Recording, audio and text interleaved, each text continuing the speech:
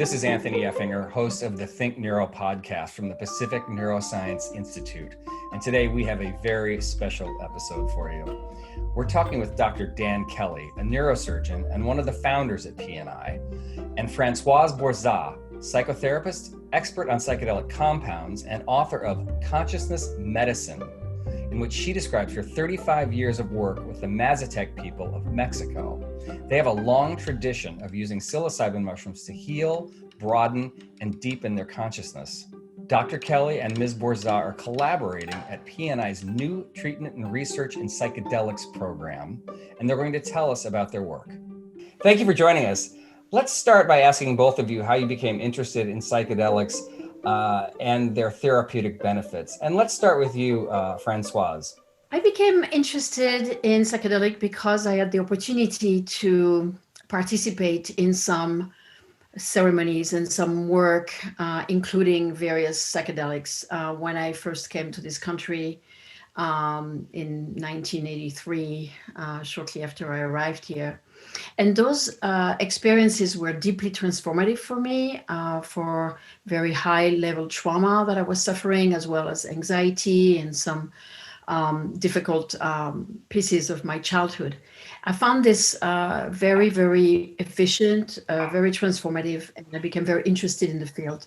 So that's how I started my interest that led me to study psychology, and then later on have the opportunity to study with women in the mountain of Mexico, the actual art and craft of handling sacred mushroom and their therapeutic usage. And what brought you there? To Mexico? Yeah. A friend of mine who knew my interest in this type of therapy and treatment happened to have known this woman for many, many years. He was one of her participants or students or adopted sons, and he decided to take me there and introduce me to her. Which was a very blessed decision because that led to over 23 years of collaboration and apprenticing and learning of how to best hold space, administer, and support people through this entire process. So you would go down there every so often for 23 years? That's right. I've been there many, many times. I've taken a lot of people there. I would go there by myself, sometimes with my husband or sometimes with a friend. And I would do my personal work, my personal exploration of these journeys. And then I would bring with me some people whom were interested in this, some clients I worked with, as well as some friends and then colleagues who desired to be trained in this work of being able to understand the field of psychedelic psychotherapy. The compound in Oaxaca, in the part of Mexico you're in, is psilocybin mushrooms, correct? Correct. This is the organic. What you're most familiar with? Mm-hmm. Yes, this is what I'm most familiar with. The natural compound harvested from the mountain and brought to my teacher and friend, and then ingested in that very raw form. Okay. So, but since then you've branched out into other types of psychedelics, correct? I have been exposed to a lot of other psychedelics. I've been closely dialoguing with people at MAPS who are conducting, of course, MDMA-assisted psychotherapy. I've also been collaborating and actually working with professionals, doctors and medical professionals in the administration of ketamine assisted psychotherapy, since I know the space of expanded states of consciousness, and I can provide the framework and the preparation integration, as well as the accompanying people through the process. So I've been able to participate and collaborate with some medical doctors on this, yes. So here in Oregon, there's a burgeoning field of people being guides on psychedelic trips, or what you call journeys, correct? How much of that have you done? A lot. This is what I've been doing in Mexico, essentially. And in fact, I am very much involved in Oregon with the initiative, being on the board of advisory for the design of the training of the facilitators. For the facilitators under the law that may pass, the referendum that may pass here in November, legalizing psilocybin as a therapeutic treatment. Correct. I'm on the board, the advisory board to the to provide the Oregon Health Administration with a criteria for the design of the trainings that would be required for the facilitators to be able to administer this psilocybin. Right, fantastic. Now, Dan, tell me about how you became involved, how you became interested. So, by background, by training, I'm a neurosurgeon. And so a neuroscientist by training. I've been involved in a lot of research and clinical work. My focus is in brain tumors predominantly. But over the last 5 years, our group has morphed into this group we call Pacific Neuroscience Institute, which now has over 35 doctors in it and a bunch of researchers. And we participate in clinical trials.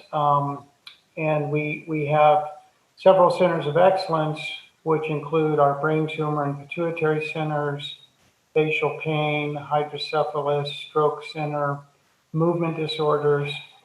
And the most recent center of excellence that we created was the Pacific Brain Health Center, and that's focused on all things related to brain health. It was something that I've been interested in for a long time. And the people at St. John's Health Center in Santa Monica had been very interested in us putting something together that focused on brain health. And so a lot of the work is focused in the area of dementia and cognitive issues, but we also had a strong interest in behavioral health issues, things like anxiety, depression, addiction, PTSD. And as we were putting this together, when I started working on this in 2017, and then in early 2018, it became very clear that there was a psychedelic renaissance in the works that was happening, and that even though I have sort of a longstanding interest in psychedelics, I had not really delved back into what was going on in a scientific manner until more recently. And it was clear that there was a lot happening, and that places like Johns Hopkins have been at it for almost 20 years now, and people like Francois. And so given the preliminary data that was out there with some initial clinical trials, and with Michael Pollan's book coming out in the spring of 2018, I think it came out in May of 2018. This was an area that we thought that we really needed to be involved in. And as I looked at the data back then and still now, I think that the work, the potential benefit in psychedelic assisted therapies for things such as anxiety, depression, addiction, and PTSD, to me, it's really the most interesting thing going on in the neurosciences right now. More interesting than what's going on in brain tumors and stroke and dementia in some ways. And I think in part because it has potential application to help so many people, to help such a large swath of the population, around the country and around the world. And I think its future in healthcare, if it's done properly, could be, completely game changing for people and for the population. And so that was how we got interested. And so when we were creating the Brain Health Group, we recruited a number of people, neurologists, psychiatrists, neuropsychologists, and we recruited Dr. Keith Heinzerling, who is an addiction medicine specialist, and he too had a long interest in psychedelic assisted therapies, and had not really gotten into it. And so basically we recruited Keith from UCLA, and we've created this program, what we call the TRIP program, for treatment and research in psychedelics. That's the acronym. And since recruiting Keith, and we started talking and working together in May of 2018, and he joined us formally over that summer. And basically we've just hit the ground running and are trying to create a program with clinical trials. And we've gotten connected with Francoise and are in the midst of launching our first clinical trials in psilocybin.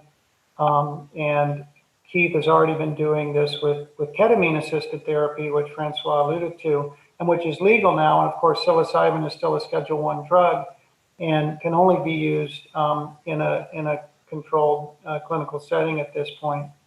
So that's how we got started at Pacific Neuroscience. Now, how will you two work together on this? Well, so I'll tell you, and then I'll let Francois jump in. But you know, the first clinical trial that we probably will be doing is a trial looking at alcoholism in collaboration with Louis Schwartzberg, who's a filmmaker who produced Fantastic Fungi. And Louis had a long interest in psychedelic assisted therapy. And if you've seen his movie, you know that there's a significant portion of the movie is devoted to that. And there's actually a long history in psychedelic assisted therapy for alcoholism. Back in the 50s and 60s, it was used very successfully. And I'm sure Francois can talk a lot more about this than I can.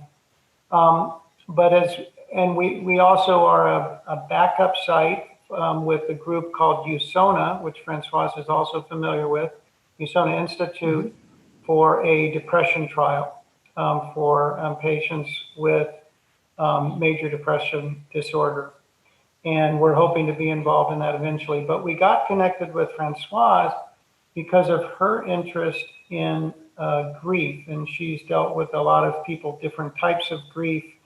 And we thought, given the current state that a lot of people are having grief surrounding COVID, that we could potentially put together some clinical trials that are really focused on COVID-related grief.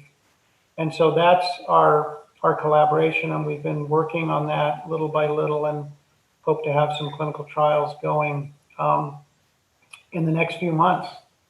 Well, first of all, I'm really touched and pleased and honored to be part of a medical team. You know, this is not very much my field, right? To be in collaboration with people like you, Dan, and Keith and Chris, and so it's a very great breakthrough, really, in the field of medical research to have someone like me, you know, who is certainly trained in psychology, in working with people on their debilitating grief.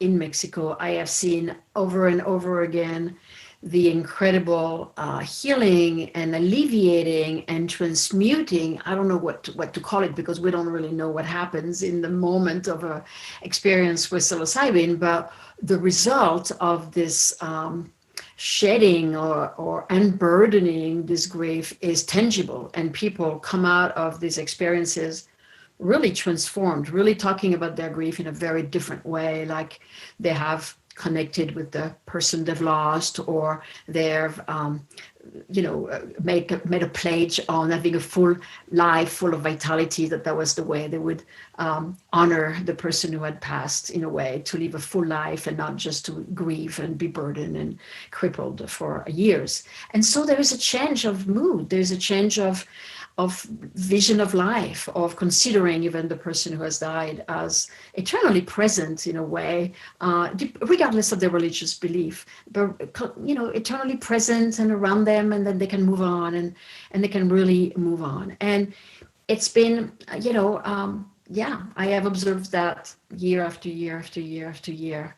And some people have asked me to take them because they had cancer and they were dealing with this life-threatening diagnosis, and I've had people telling me that they had lost a child, and I've had so many different situations that I've witnessed, and every time it has been really transformative. So I'm really happy. I don't want to say excited, because it's a very heavy topic to deal with grief, especially in this time, but I'm really glad to be able to be very, very convinced about the potency of this approach and be able to collaborate with the team at PNI.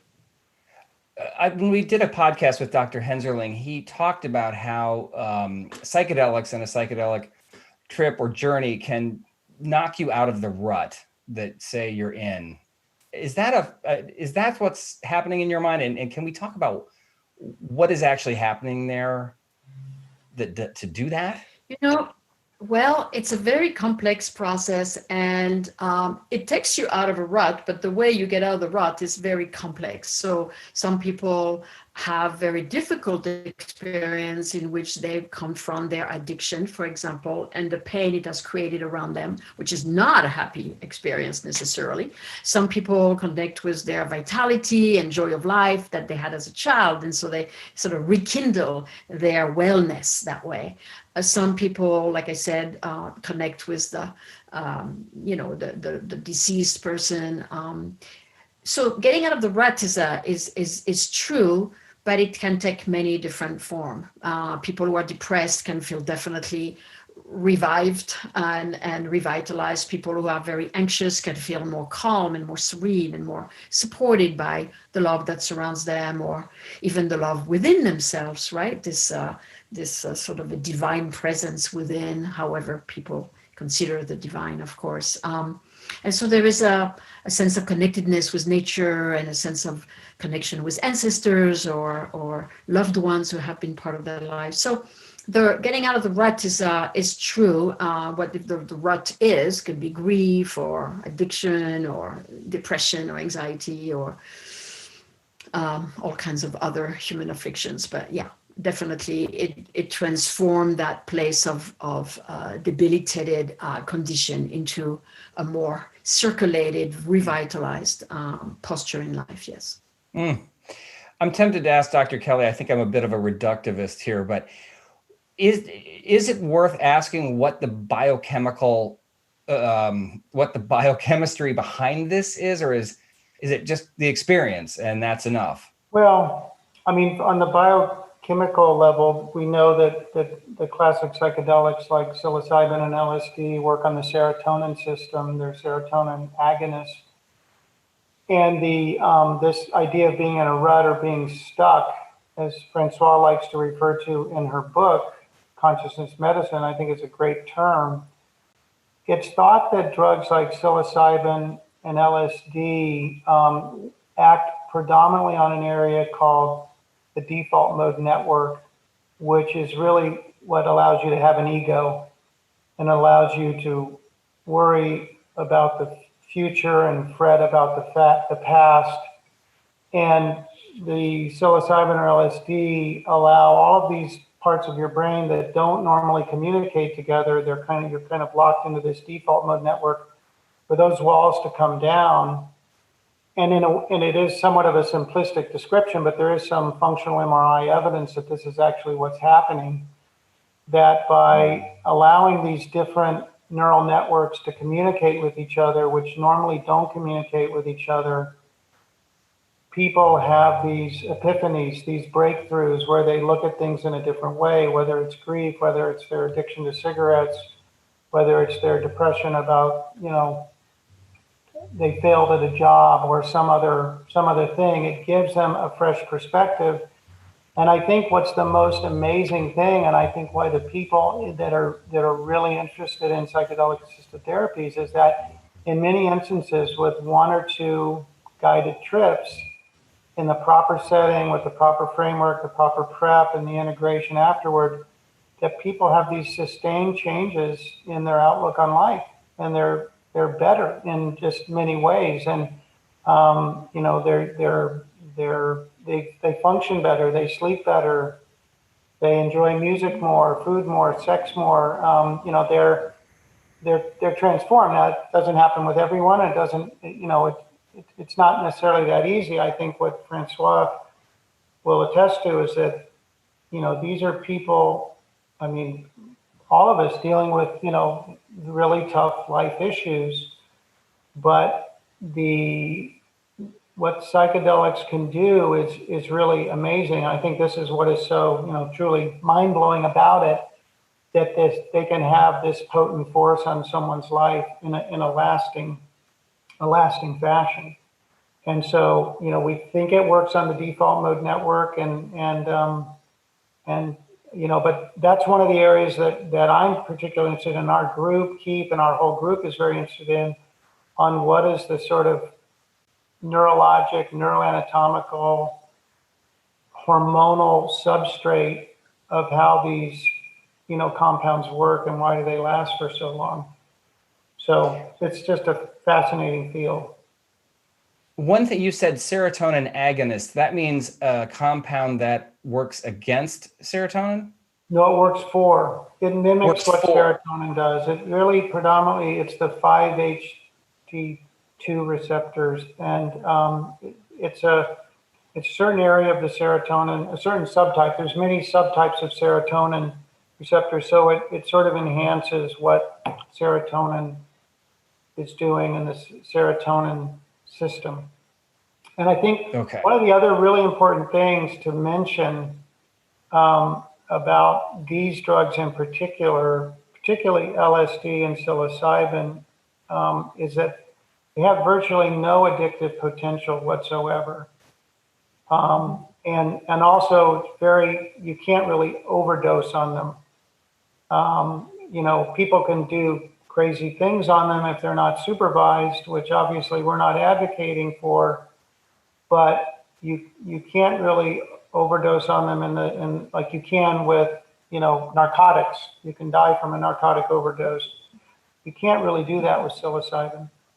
And on something called the harm scale that has been published before in the British literature, most people that deal with these agents feel they're way, way down on the harm scale in terms of abuse and addiction. They're at the very bottom of the scale. I read the description of Schedule 1 narcotics, and I don't understand, knowing what I do about psychedelics, why they would be there alongside, above, I guess above is a way to put it, above cocaine and other drugs that you think of as being more dangerous.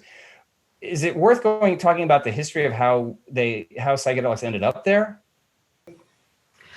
Well, I can put it in a context, certainly. I don't know if I have all the dates and exactly all the ins and outs of what took place, but when the things got scheduled, there was also a social context with the Vietnam War and then the civil rights movement, and there was a lot of womenly movement. There was a lot of upheaval in society, and I think the government at the time did not really see with the good eyes the idea of people not wanting to go to war and wanting to grow their hair and wanting to change their mind and their mentality and having experiences that would basically tell them that everybody was one big human family and that we had to live with love. And, that was not the mentality at the time. And I think there was a fear on the part of the government to crack down on these practices. Now, there were in the 80s, that's true, some very challenging moments with MDMA in Europe, especially in the rave movement. There was some unfortunate situation with people overhydrating or underhydrating or who had crisis, and that's very regrettable, of course. But it was not essentially the substance itself, although MDMA is definitely has cardiovascular danger, so we're not treating that similarly than LSD or psilocybin. But the entire war on drug was definitely part of a societal era, which we are not in right now. I mean, we may consider this a different societal moment, definitely with COVID and various situations in the world and climate change and different things that are afflicting us, right, as humanity. But it's a bit of a different conversation, and the internet has happened, and everybody's communicating online, and a lot of internet communication and as happened. So now the dialogue amongst many people across the world has taken place, which was not the case back then. And when this all happened, a lot of the great research that was being done, as you just said, into alcoholism and substance abuse, that all, I guess, just got put on ice? That's right. The Controlled Substances Act came into being in 1970, and prior to that, psychedelic research with LSD and psilocybin and other compounds was really part of mainstream psychiatry. And there was a lot of good work going on. Timothy Leary and others at Harvard were actually doing some good work initially, but then Timothy Leary and his colleagues eventually kind of went off the reservation, so to speak, and that led to a lot of chaos and what was interpreted as sort of a subversive approach that Francois was just alluding to, and it all got shut down. And I think that it was, some people have called it, I think, the dark ages of psychedelics, that period between 1970 to maybe the late 80s, Francois, you know better than me, and early 90s, when in the early 90s it started to come back with people trying to kind of resurrect some of the good science and really kind of the healthcare potential for psychedelics. And so it's been a slow resurgence with people like Charlie Grob, who was at Harvard, UCLA, and Roland Griffiths and others, and a bunch of other people who have, Stanislav Grof and others who have been doing this. And I think right now, us at P&I collaborating with Francois, we want to be, we realize that all of the good data, so to speak, good data from all of these shamanistic and traditional cultures who've been using plant medicines for centuries and centuries, and then even in the 50s and 60s, and Francois' more recent experience, we want to be respectful of that culture and also utilize what they learn, because they have been doing this in these very carefully controlled settings with shamans and journeymen taking people through these difficult things that they're going through. And we're really trying to thread the needle of using these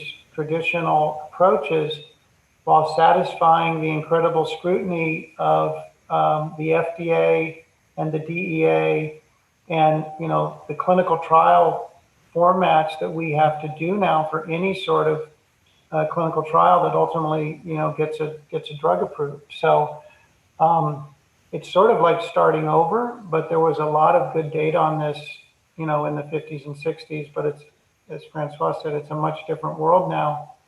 And I think we're all optimistic, cautiously optimistic, and we have to be very careful as we do these trials, but there's so much potential.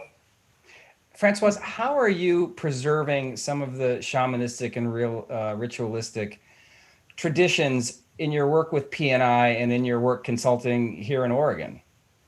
Well, I think that the work with P&I will be an interesting challenge, and I'm very excited about seeing how we can really weave together some of the aspects of the Mexican tradition with the respect and honoring of this old methods with, like Dan says, the FDA and DEA regulations. So it's going to be, we're going to have to see how we cook that together, to create something that is regulatory correct and has some intelligence and approach and flavor of the old tradition, which might have to do with the way someone is prepared for the experience, the way someone is supported during the experience, and the way someone is supported after the experience, as well as the how could I say that the subliminal dimension that happens during an experience where the person journeying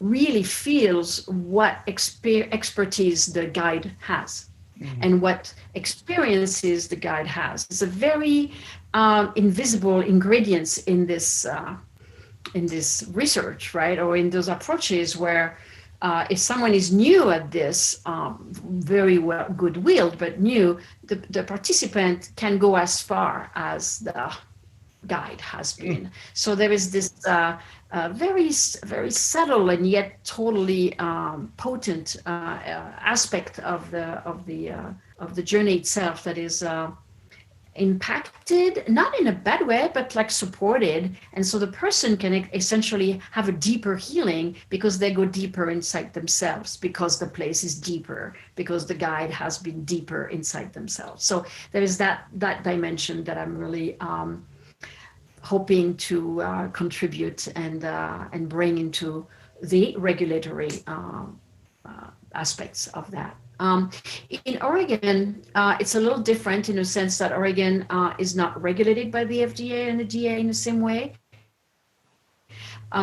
People will be journeying with organic mushrooms, possibly psilocybin as well. We would have to see what the regulations consist of on a state level. And on a federal level, what is the background on the federal level? But on the state level, it will be allowed. So there will be possibly more room for more aspects of the ritual if people decide to share that into that framework, because people will be able to go on the land and meditate by a tree, or they would be able to to do different practices more associated with the Mexican ritual if some of the practitioners are educated in their approach. And so we will have to see. I think, of course, what the challenge here, in Oregon, it's kind of easy in a way. We can do not whatever we want, but of course there's a training and there are parameters, but it's a little bit more flexible. The interesting challenge here and the breakthrough is the weaving of a traditional, long-lasting approach to the scientific field, and that's what fascinates me a lot. One word that comes up a lot in these conversations is integration, integrating the experience into your life, which sounds like that's what needs to happen for this to be most effective. How are you going to do that at PNI? Yeah, I think the sort of the tradition that Francoise and others have practiced, we are taking that into the clinic and trying to replicate that as best we can. So take, for example, the study we're doing with Louis Schwartzberg for people with alcoholism. Because there's a big theme in psychedelics of nature connectedness, this was something that Louis had an interest in. And we are trying to incorporate that in a pilot trial in which the subjects will actually watch some of Louis' amazing cinematography of the planet, plants, waterfalls, fish, as they're going into the journey. During the height of the journey, let's say it's 5 hours or so on psilocybin, most of the time they'll have eye shades on and be listening to music. And I actually, at some point, we should have Francoise talk about the importance of music, because it's a very important component of the journey itself, and I think has a lot of impact on people. If it's alcoholics, before they go into the journey, obviously there's going to be several sessions and meetings where the psychologists and the addiction medicine specialist, Keith, will be talking to them, trying to understand, to get the patient to think about, why do they drink? What are the triggers? What are the underlying causes? So that those things are, in a sense, sort of, I would say, teed up. On the journey, these things will come more to the fore. The person typically will not be able to look past them. That's one of, I think, the things that these psychedelics do. They make you look at these things that you're getting stuck in and on, and help you to deal with them and understand them better. On the other side, the integration component is critical. That's where the individual looks back at the experience and tries to understand what they went through and to apply it to allow them to change their behavior and to do things differently. And so the integration is a process that may take weeks or months. And I think Francoise is much more qualified to talk about that. But basically, we're trying to create the same process where you prep, you think about why you're doing it, you have the journey, and then you integrate what you've learned, what's been revealed to you. So that's clearly that's part of the clinical protocol, is the integration. And Francois, how does integration? How do they do integration in Oaxaca? Ingesting sacred plants, there's always a before and an after also, right? This is why we do it that way, because we look at how it has been done on a traditional level and we learn from them and we apply or translate or emulate what they have done for centuries, right? And so the integration in the traditional sense, in the Mexican tradition of the mushrooms, has to do with diet. They eat certain things and not certain things. They have to keep a clean body for the continuation of the journey or the experience to unfold. So there is a lot of that, like not drinking alcohol, not smoking cannabis, not doing anything that's going to alter the landscape in which the journey finishes to unfold, essentially. Because after the effect is complete, the experience actually continues on another level that we can't really track with our everyday mind. But the medicine itself, even though we don't experience it, has a residue for some days. And so part of holding the body in a place of rest and in a place of calm and nurturing, and maybe receiving a massage, or maybe writing in a journal, or maybe talking with someone who can connect the intention with the content, with the aftermath feeling of the experience, connecting all these dots into an arc that makes sense for the participants. And then, of course, the integration part is bringing this insight into an embodied experience, a practiced experience, and an expression of that experience, which might mean, doing some art piece, or might mean taking a walk in nature, or might mean writing a letter to a deceased one or someone who has abused the participant, or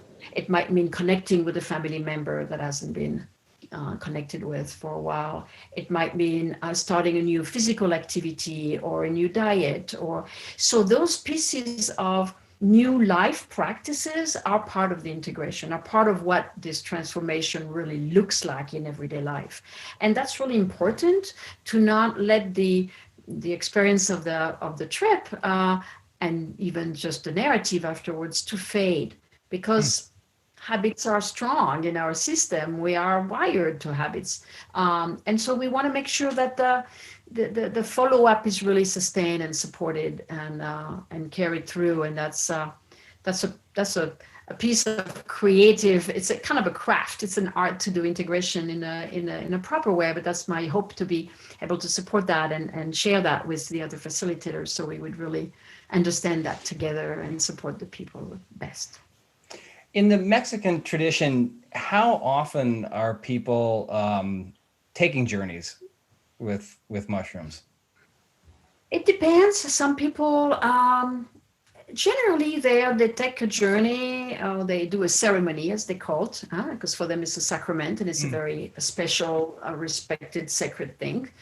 They partake to a ceremony when they feel they need one, which means they feel angry, or they feel sick, or they feel depressed, or they feel agitated, which is kind of anxiety. They call it different things, but it's essentially the same thing. Or they start to drink. So alcoholism for them is a sign that something's wrong in the spirit of the person. Something's wrong in the alignment of relationship. Something's wrong with the inside of the person. So the mushroom then is used to sort of realign the person. It's called the rebooting in a way, right? We realign the person at the core of their existence and reconnect with who they truly are. And through prayer and through, healing from the part of the guide in the ceremony. So the Mazatec do that for doctoring, right? They really do that for doctoring. Now, there is a way that the Mexican people, that tradition, really think of healing as part of a spiritual curing, meaning when you are not well with yourself, it's because you have disconnected with the spiritual dimension of your being, right? So, of course, they believe in spirits, they believe in God, the Catholic, but they also believe in spirit and energies. And so they believe that when we are disconnected with these alliances with spirits and ancestors and places on the land and the divine within ourselves, we get sick. We get alcoholic, we misbehave, we betray each other, we steal, we get depressed. And so the reconnection with spirit is a lot of what Keith was talking about, getting out of the rut. Getting out of the rut is really being buried in a place that is disconnected, essentially. And so for the Mexican, the reconnection essentially has to do with the spiritual dimension that then heals and provides the reestablishment of health. And Dan, how often do you see what would be the frequency for a patient coming into PNI when this, when you get rolling? And well, based on some of the clinical data that's come out of places like Hopkins and NYU, a lot of patients, like in the smoking cessation study for nicotine addiction, a lot of patients, they do one journey, psilocybin, and they don't smoke again for years and years. And I think there's some similar experience with alcoholism and also depression. I think that, doing these, on a semi-regular basis, as Francois said, and when needed, is it once a year? Is it every other year? Is it only once? I mean, some people may do it once and say, I don't want to do it again. I don't need to do it again. And, so it's a much different model than being on daily antidepressants or daily anxiolytics or having a drink every day. I mean, it's just a completely different medical model. And I think that's what's so interesting about it. It's probably not very good news for the pharmaceutical industry. But, this is in my mind and Minnie's, it's a much better methodology for treating and dealing with sort of the maladies of the mind, and so we'll see. It's going to be very interesting how this, plays out from a business model, which you can already see a lot of kind of crazy stuff happening. And it's a little, I don't know if disheartening is the right word, but it's a little concerning. Yeah, certainly. I thought about the pharmaceutical companies. I know there's a couple that have already, one in Germany is doing an IPO soon based on psilocybin. But yeah, the business model is much different here. Yeah, there's a lot of movement in that sector. A company called Compass Pathways. It's a British company. They're currently valued at, I think, maybe over $1 billion. And they're a psilocybin company. So we'll see. We'll see where this all leads. I wanted to mention one thing about Francoise and the importance of guides. One of the things that we're really collaborating with Francoise on is sort of the manual for the guides and learning what Francoise and her colleagues have learned over the years in terms of, optimizing the journey for people. And I think that it's a true skill set and an art, and it's an acquired skill set and art that is really a key part of the sort of therapeutic regimen. And we want to keep that as closely modeled as we can, even in our clinic. I think that'll be important. I think, and the groups, Hopkins comes to mind. The groups that have done it have tried to model after in those formats, and they've had incredible success in the ailments they've been treating. One thing that comes up you talk about the connections between different parts of the mind, and Francoise talks about connection, and Louis talked about connection in the forest and how fungi connect the ecosystem. And at first it sounds really woo-woo, but then you start to think about it and you're like, my God, you're really onto something here. And I talked to some people here in Oregon who are guides, and they talk about how it's not us getting the mushrooms, it's the mushrooms reaching out to us at this critical time. I think so. I feel like, this is not woo-woo at all. Actually, it's totally scientific, because we have mapping of the brain, like Dan was saying earlier. We know that the mycelial network in nature, we observed scientifically that it connects different parts of the natural world, right? A tree with another tree, with a decaying log, with the rock, with the water, right? We know that this is what happened on a scientific, observationally, biological level, right? So we know that this is the case. And then we'll look at how psilocybin affects the brain, and we look at the map of the brain, not on psilocybin and on psilocybin, and we see that it is the same thing. The neural network and the communication between the different zones of the brain is actually mapped now in pictures, which, from my angle, I knew that 30 years ago when I started to do this work, and I started to observe the communication between the body and the mind and the spirit and the emotions. I mean, I saw that over and over the years.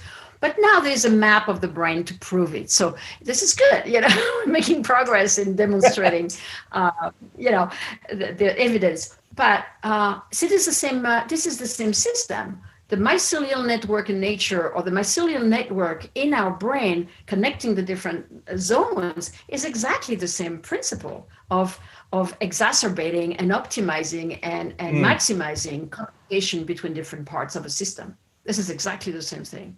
What happens in the earth and what happens in the brain is exactly the same system. When I came away from seeing Louis' movie, I thought that he makes a very compelling case. How does that sit with people in your world, Dan? I think that the hardcore scientists, depending upon where they come from, I think many of them do accept this. I mean, I think that the this concept of the default mode network is really valid, and in a way, it allows someone to let their guard down. The guard that may be preventing them from seeing and connecting to all these other parts of their brain, and I think that's what it is in the most simplistic terms, and it's funny how nature repeats itself in all these patterns. In the brain and in the forest, there is a certain way that Mother Nature does things, and it's a beautiful thing. And just because science can't necessarily explain it or prove it, or they can only kind of partially show it, certainly doesn't mean it's true. One of the things we talk about and I'm really interested in is, why does a single journey so transform someone? They don't smoke anymore. They're not depressed anymore. They're okay with their with their terminal cancer, or there is a fundamental shift with these little tiny molecules racing around in your brain for 5 hours. I mean, it's a mystery we may never solve, but we'll keep looking. I think most people that are, those of us that are in the field and very interested, it's not hard to fathom. No. But we're embracing it in a good way. Let's follow up. I don't want to lose the part about music. Well, it's important. It's important because, when I first started to do this work with the teacher here in the Bay Area and this therapist in the Bay Area, there was a lot of music played, right? There was a lot of different kinds of musics, and beautiful music and disturbing music and allegoric music and very nostalgic music almost, and then voices and choirs and tribal music, right? And that protects people essentially in different aspects of themselves, different facets, right? We all have a piece of sadness, and we all have a piece of dynamic energy, and we all have a piece of melancholy, or we all have a piece of loss and tenderness, right? So the music can really angle people and orient them towards aspects of what resides in their hearts or in their body. Right.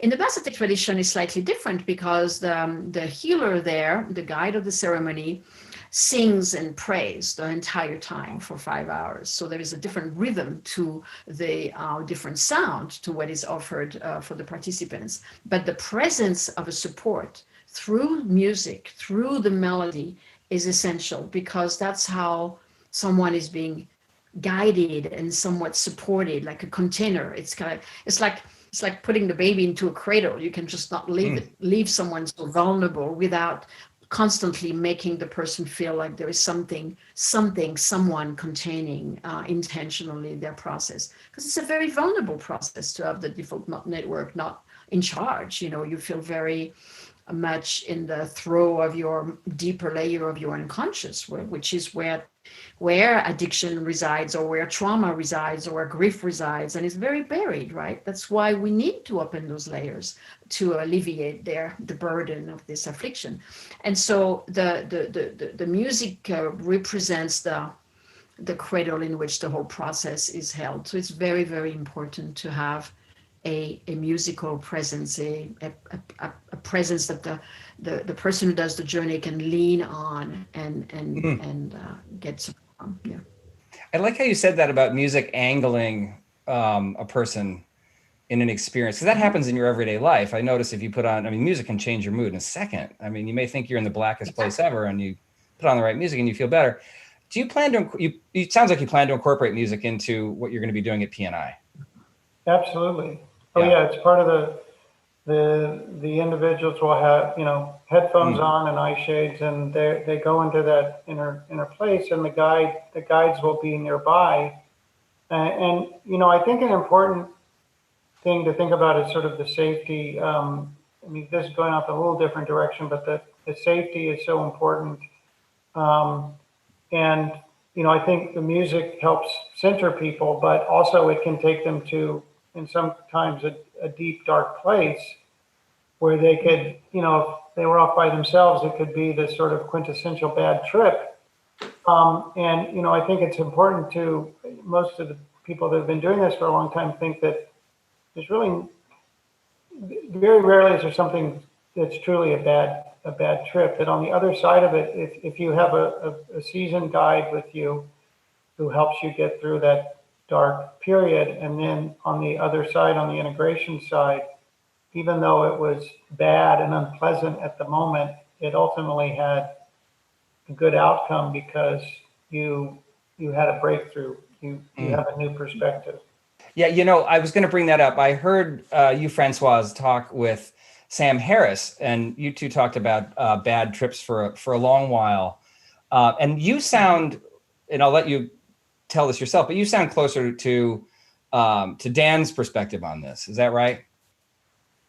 Absolutely. I think there's a bad trip as long as someone is not being supported or guided, or if someone drinks while taking any psychedelics, or he's in a very dangerous situation driving a car. That you can have situations that create a very difficult psychological moment, right? And so that's true. Bad trips can happen when they are done in that way. Now, if a trip happens within the context of PNI, or within the context of Mexico, or even in some other context like in Oregon, possibly, with a guide, with a safe environment, with an intention, whatever takes place in this cauldron, whatever takes place in this moment of this exploration is perfect. It might not be pleasant. Someone grieves for 4 hours their dead child. It's not a good trip. It's a very difficult situation. And I've seen a woman once, going through hell through this. Hell, right? Hell. And she came out better. She came out done with the tears, done with the grief, done with that burden. She poured her heart out for 4 hours, and at the end, she was in total bliss. Oh. It can be considered a terrible trip, but it was a beautiful trip. It was just a very challenging experience. Or someone who's stuck in an addiction, realizing how they betrayed their partner, they hurt their children, they hurt themselves, they hurt their parents, they hurt themselves, and they were wasting their life. It's not a good trip. It's not a good trip, but it's facing up. It's okay. This is what I do. Why did I do this? Why? So, there's a lot of condition or circumstances in which a journey is very difficult. I had horrible journeys happening to me. I had very difficult journeys happening to me. And to this day, those are the most transformative ones I had. Very powerful, very intense, very shedding. I had stuff to work on that was very difficult. And I did, So again, it's all a matter of support. It's all a matter of reassuring that whatever happens in the journey is really appropriate. It's right for the psyche. Their inner self knows where to go with their material and will make sense of it on the other side, and it will be a healing. But we, as containers, have to know that. We really have to know that. Because if they don't trust us, if they don't feel like we know what we're talking about, that's going to be difficult, right? So this is part of the thing. This is part of where, an experienced guide is really important, because if they've gone through these difficult experiences, they can vouch for them. But if they haven't, how do you talk to someone about, no, it's going to be okay? You can't. You have to walk your talk. You have to really be convinced, because in those states with the psilocybin, the perception and the field of what one can feel is so vast and so mysterious that they can perceive the hesitancy of a guide. They can perceive the solidity of a guide, or they can perceive the personal experiential of a guide very well, actually. But they don't think it. It's just perceived somewhere. So that's what I believe about bad trips. Difficult trips can be extremely potent. I got chills when you described the trip with the woman who lost the child. That sounds so profound. As I hear you two talk about this, I realize that what you're describing with psychedelics is unrecognizable compared with what was going on in the early to mid 80s, say. When it wasn't a therapeutic thing, it was a purely recreational thing. It's just a whole different world. Yeah, I think I want to go back to this concept of safety. Yes, please. When we started talking about this at St. John's Health Center and Pacific Neuroscience, a lot of people thought I was crazy. What are you talking about? I got a lot of pushback from a lot of people. And, but over time, most of them have come around to the idea that we're really onto something. The collective we, people like Francois and all these other great places that have been doing this. And one way to think about it, from a sort of medical standpoint, is I say it's sort of akin to what I do. It's a little bit like doing brain surgery. You're gonna first screen the candidates. Are they up for a procedure to have a brain tumor removed? Do we and do they have all of the proper preoperative preparation? And do they know what they're going to go through? And then for the team doing the surgery, do you have the proper equipment and the proper people in the room, and all of the safeguards to make sure that it's a safe procedure? And then on the other side, do they have proper surveillance, which equates to integration? And so, if you think of it as in some ways a medical treatment, and this is kind of what we have to fall into now as we're trying to do clinical trials. If you think of it as another medical therapy for, say, depression or anxiety addiction, in some ways it's more like a procedure. Yes. You have the prep, you have the actual journey, and then you have the post-journey period. And all of those things have to line up. And there are certain people who shouldn't have psychedelic-assisted therapies. For all the trials, if you have schizophrenia or you have a family history of schizophrenia, for example, those people are excluded, and it's not considered a strong contraindication. And so I think as long as those safeguards are taken, are put in place throughout the whole experience, all the data so far in the phase 1 and phase 2 trials, and many stuff that went on in the 50s and 60s, and it would indicate that this is not only a safe but a super effective treatment, orders of magnitude more effective than other traditional therapies for, say, alcoholism and smoking, and even for depression. So we'll know in a few years when these phase 3 trials are out. But our goal here, the big picture goal, is for P&I to be part of this psychedelic renaissance, to be part of getting drugs like psilocybin, MDMA, out of Schedule 1 and into, approved therapies in the appropriate setting. And that's really the big goal here. And we haven't talked much about MDMA, but for those of people that don't know, they're in the depths of, they're near the end of a big phase 3 trial sponsored by MAPS for PTSD.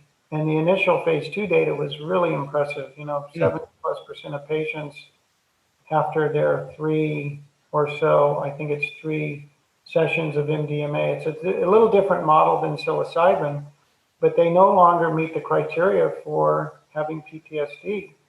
And that's just a huge thing. So probably MDMA will be the first one approved.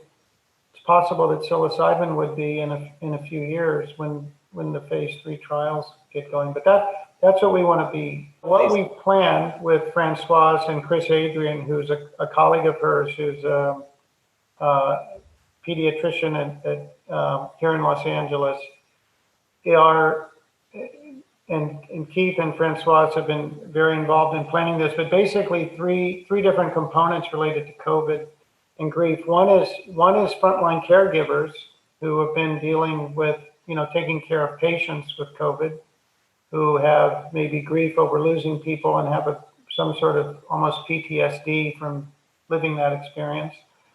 The other would be COVID patients themselves who have survived the illness and are still, suffering and struggling.